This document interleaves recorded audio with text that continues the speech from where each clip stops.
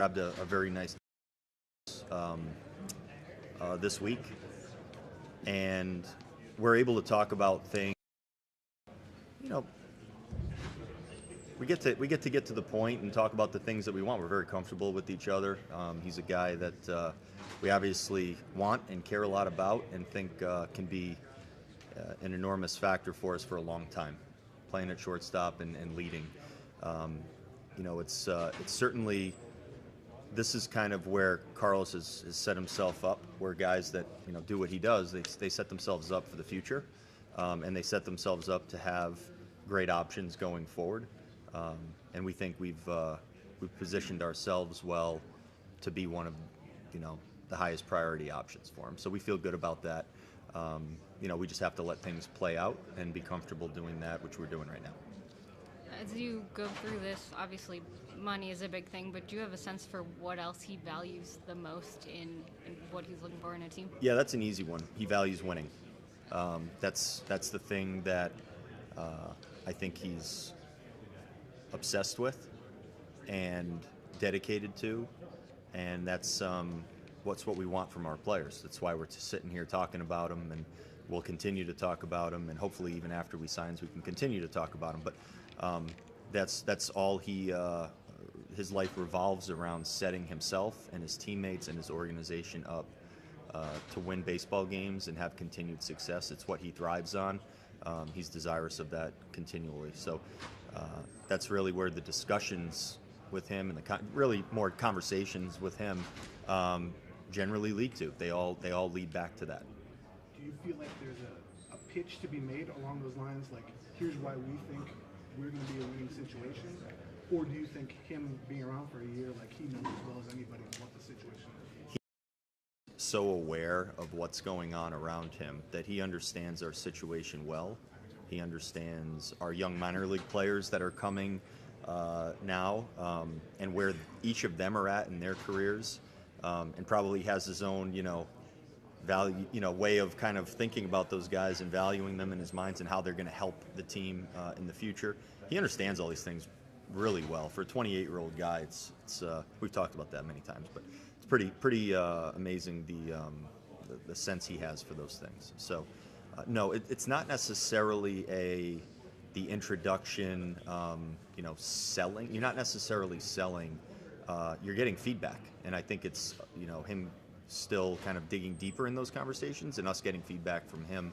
But it's a pretty good back and forth, where I think both sides are they value what the other side is talking about in those conversations. How did he help shape kind of the culture of the clubhouse, the culture of the team last year? Like, what were some things he introduced, I guess, that? I think there is a sense of discipline that everything he kind of talks about kind of funnels towards. It's he's a guy that's really dedicated his life to winning games, and we've seen other players do it. He does it very well. Not every player in the big leagues lives like that.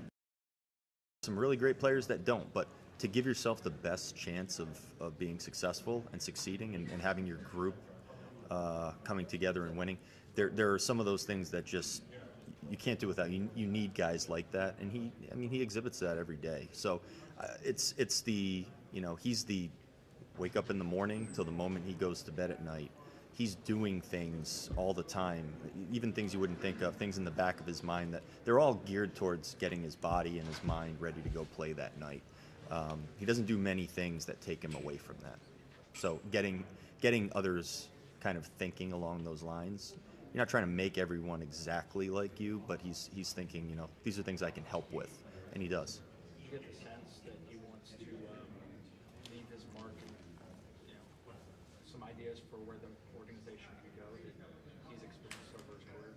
Oh, he honestly has a ton of thoughts, and it's not all just related to it's everything. I mean, he understands the game from many different sides, and he can speak in depth on all of those different things on many levels. It's not just the drill work and how we work on the field. It's not just what the lineup looks like and where he's hitting. Those are, for him, some of the elementary things that he talks about. He goes deep into pretty much all aspects of the game, and he enjoys the game. So it's not hard for him to do all these things. He's very passionate about being a successful player in a successful organization. There are obviously a lot of different ways a team can pivot in the offseason. There are a lot of good free agents still unsigned, but how much do you value just the known commodity of you've seen it firsthand for a season versus you may be able to get word from other people of how someone is in the clubhouse, but you don't know for certain with other options? Yeah, it's why we've wanted him from the start, and we've gone after him, and we know what he offers, and what he offers we want and need, and we want him here. So I think we've made that clear, and he's been pretty engaging too. Even since the season ended, he's a guy that reaches out still to everyone, staff and players, with the Twins. All that said, we bigger picture wise, we look around. We know we need to continue to get better. We know we need to have all avenues open, and that includes signing some of the best free agents available. He's certainly at the very top of the list, and there are some other very good. We do need to stay nimble and be ready. Adding a shortstop like him is very important, and it's one of the highest priorities that we have this offseason. You said he keeps in touch with you. How did he sort of message the opt-out, I guess? Like, I'm sure we all kind of knew it was coming. How did that sort of conversation go down? So there wasn't really a conversation as far as that. I think like I said, he's put himself in a great position to be able to, basically do whatever he would like. And he's earned that, and we know that, and we respect that. So that, the thought that he was or wasn't going to opt out, it wasn't really something that I didn't assume he was going to opt in after the great year that he had. I think just having as many options as he could going into the offseason made the most sense. So that I didn't talk to him much about, but he talks to everyone. I mean, I've said this before. I don't know how and he does. He figures out a way to do it all, like prepare, get all of his work in every day. He's, gym, baseball skill work, everything, and like connect with, all the people that he does, because he talks to a lot of guys regularly. Staff members, David Popkins, our hitting coach. He talks to a ton of people, and he's, even though at this moment he's not a Twin, I mean, he's still pushing a lot of the guys in a lot of ways, and kind of just keeping them going as the off season kind of moves on. With shortstop as a priority, how do you see Ballmer kind of fitting in? Obviously, he's played shortstop for 2 years. Yeah, he's been a good player. I mean, he can I think he's going to be one of those versatile infielders that can play what's the most demanding spot in the infield at shortstop, but also move and play some other spots for us too. So I think he's going to find a way to get plenty of at-bats and contribute in a lot of different ways. What our roster looks like in spring starts, we don't know. So all of our guys know that. We have multiple guys that they could end up playing a different spot than maybe what they're anticipating right now, or how they're going to get their at-bats. But we generally find a way to get all of our guys involved. And, right now we have, you could look at it and say, well, we have enough infielders, but we don't, because we know that that's not how the game works, and we're going to need to move guys around and get them in there. Do you know if Jose is still going down to Houston to visit Carlos, and how comfortable do you feel with having Jose at third every day? I'm comfortable, and I'm also more comfortable knowing the work that he's putting in right now this offseason. He's doing a lot of work on his body, which I think will help him the way he moves around and range-wise and first step and things like that. I think they actually are connecting this offseason. I'm not sure exactly where that's going to happen, but from Carlos, I think he did say that was still going to happen. Rocco, regardless of whether you're able to keep Carlos or not, what was the impact that he had on all of your young players, and how do you think that helps those players develop going forward? Yeah, he brought in kind of a different level of, I say discipline earlier, but his conversations from day one were so pointed towards detail-oriented work that we have guys that have routines like Carlos, and we had Nelson Cruz who led in our clubhouse, for a few years in so many different ways. I think Carlos is another version of that type of elite player that brings just a ton of credibility, and you see the intensity in the way he, not just works himself, but the way he discusses these things and the care that he shows for his teammates. So he brought that in from day one. First day he signs, he didn't come in like looking for his bats and, trying to see what the layout of the he came in like ready to sit down and talk, and he brought that that level of care, every day through the very end of the year, even through, the parts of the year where we were playing well, and even towards the end when we were a little broken down and things weren't going well. He stays, he doesn't change much. He stays exceptionally positive. He's the guy that's encouraging through the tougher times of the season, the rest of the guys, and he's a guy that's always looking to move forward and what's going to come next and what we need to do next. So he's kind of forward-looking in that way. Mr. Baldelli, how is Kenta doing now, and what is your expectation of? So Kenta's doing great. He's going to have a full off season to get ready for spring training. I anticipate him being ready to go the first week of the season, whenever he's ready to make his first start. There was I think, realistic chance that he might have pitched actually at the end of the year. For a few reasons, we, kind of pushed him back. Kind of led us to October, which, kind of shut his year down. But he did great physically. He commented to me that he actually really enjoyed his time in Florida, being able to get his work done. He said he liked being around the young players and, watching them and kind of, working with them and pushing them and stuff. And they kind of pushed him back. I think the energy of the young guys running around was good for him. But he was able to get all of his work in down there, and he said, I feel fantastic. He's got a young body too, for a guy that's in his 30s. He takes care of himself really well.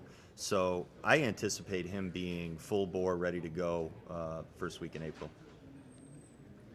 Rocco, Lynn Worthy from Kansas City Star. I wanted to ask you about Matt Cutraro getting named the manager of Kansas City. Just your reaction just to him getting that spot, getting that opportunity.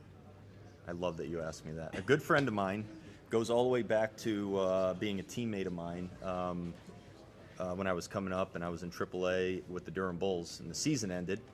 And you know who drove me home? Matt Cutraro, from Durham to Albany. He drove because he was going to Albany, and my dad picked me up in Albany, and then we drove back to Rhode Island. So we've known each other a long time. He's one of my favorite people in the game. Extraordinarily thoughtful guy. I think he's spent a lot of time in the Tampa Bay organization, a little bit in Cleveland.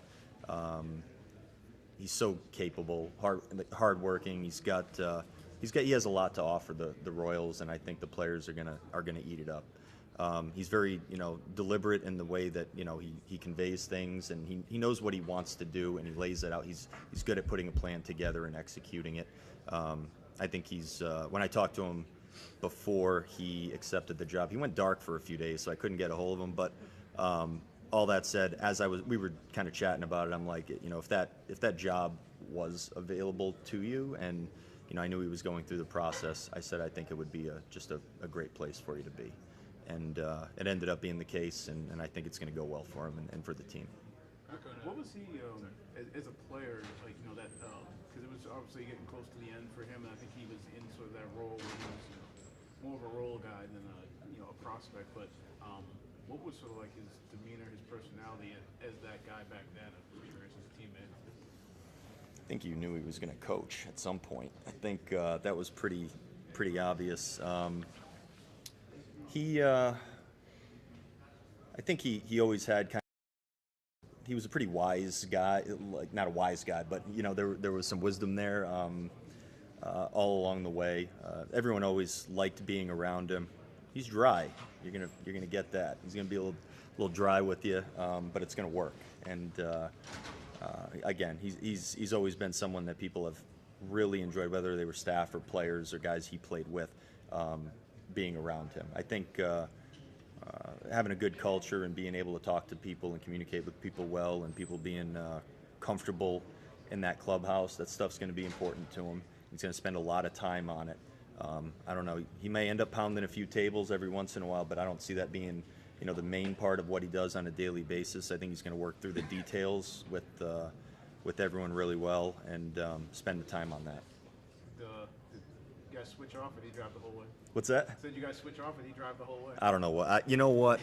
I wasn't driving that at that point. I don't think he was going to let me touch the wheel at that point. But we had a good time, and again, that drive went pretty quick. Actually, he's a good guy to sit next to. Rocco, in a very similar vein, what was kind of your reaction seeing Charlie Montoya overturn getting a bench coach job and now having to face him in the division? Another guy that went dark for a few days. It's amazing how this works. I couldn't get a hold of any of these people. These are my friends, I think. I think he's going to serve that group really well. He's a friend, even though Charlie and I have a little bit of an age gap. He's a true longtime friend of mine. Going back to my playing days when he was managing me, and he's mellowed out maybe a tick since flipping tables in Bakersfield, and the chess pieces and sandwiches, peanut butter flying all around. But he's a guy that understands the game very well. He understands people very well, and I was really excited to see him getting this opportunity right here, and I'm glad he has the connection with Pedro, and I think it'll be something that works out for everyone. But I think they're bringing in the right guy. I mean, we talk experience all the time, but it's not just the word. I mean, he brings a lot of life experience to the table, and a guy I trust with my life. So they're getting a good one. As someone who's coming to with experience to assist a first-time manager, you feel like that's suited to kind of his character to serve in that role? Yeah, I think when I went through that, is obviously different, but when I went through it, I had Shelty next to me, and Derek Shelton, and having someone that has been around the game for a long time, has seen and done a lot of different things. I mean, you just know how to react to so many different situations, not just during the game and making in-game decisions. That's obviously important, but that's only one part of it. And Charlie is someone that he has done a lot and seen a lot, and he's handled it all very, very well. So, that's a guy that I used to sit next to in Tampa Bay and just talk the game when, Kevin was doing his Kevin stuff, and I'd sit there with Charlie and just talk through every spot, and he's been helpful, and someone that I've leaned on throughout the years. I mean, continually too. Rocco, have you had a chance to sit down and just think through how some of the rule changes are going to impact what you do, and what kind of jumps out at you about that challenge?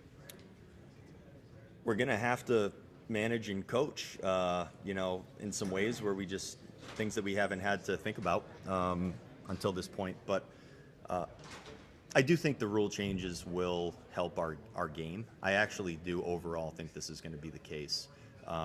We work through the details. Our players they'll adapt. They adapt to everything. It's not, exciting to talk about that as like a, storyline and thing.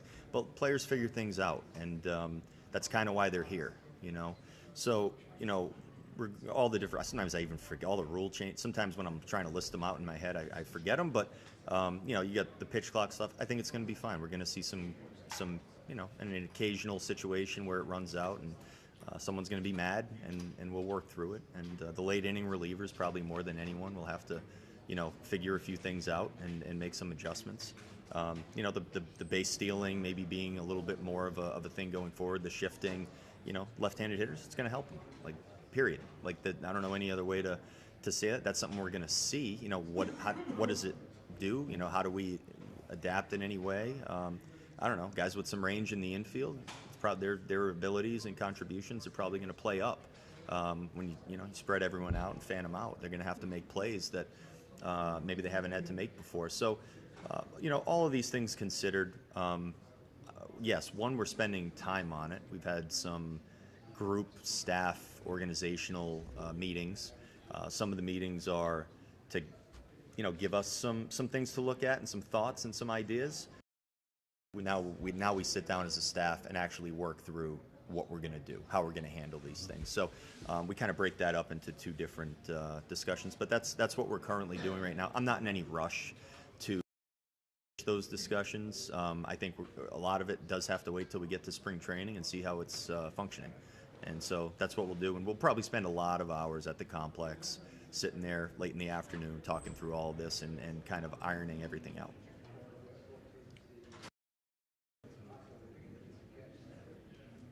Nice. Thank you all. Thanks, Rocco.